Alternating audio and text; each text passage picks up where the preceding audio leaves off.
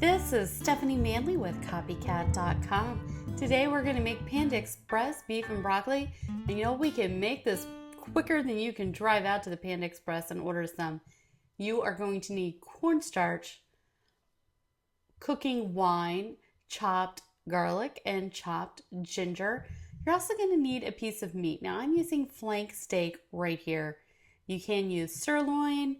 You can even use tenderloin. I found tenderloin for sale in Asian markets for, right around $5, and it wasn't half bad. So whatever you have handy is good to use.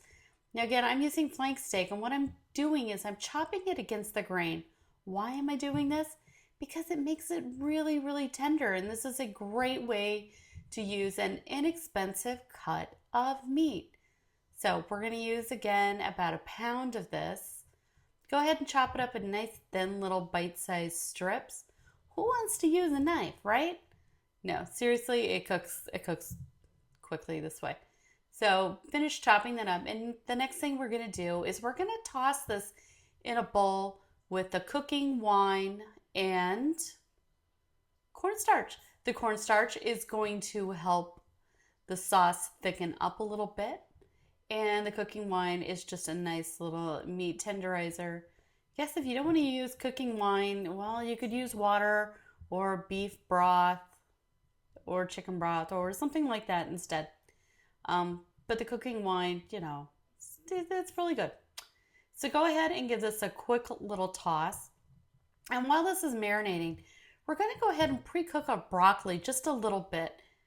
I am going to steam my broccoli for just a few moments.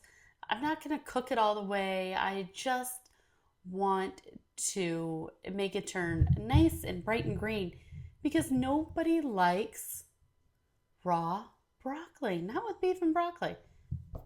So again, I'm just putting this in the steamer for a couple of minutes and it'll be done in no time. And while it's steaming, I'm going to make a sauce.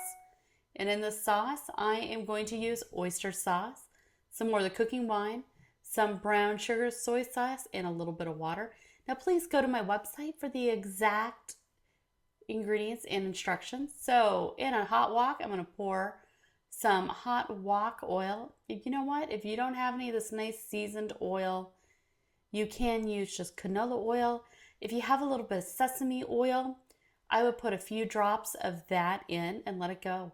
All right, so now we're going to put the beef in the pan here. And don't worry, the pan doesn't move too much. It stays fully intact. And what we are going to do is we're just going to put it on the sides of the wok. And thanks to Jaden Hare of Steamy Kitchen, I've learned you don't need to move the meat. You're going to leave it alone for about a minute. And you know what this is going to do? This is going to sear it and make it nice and brown.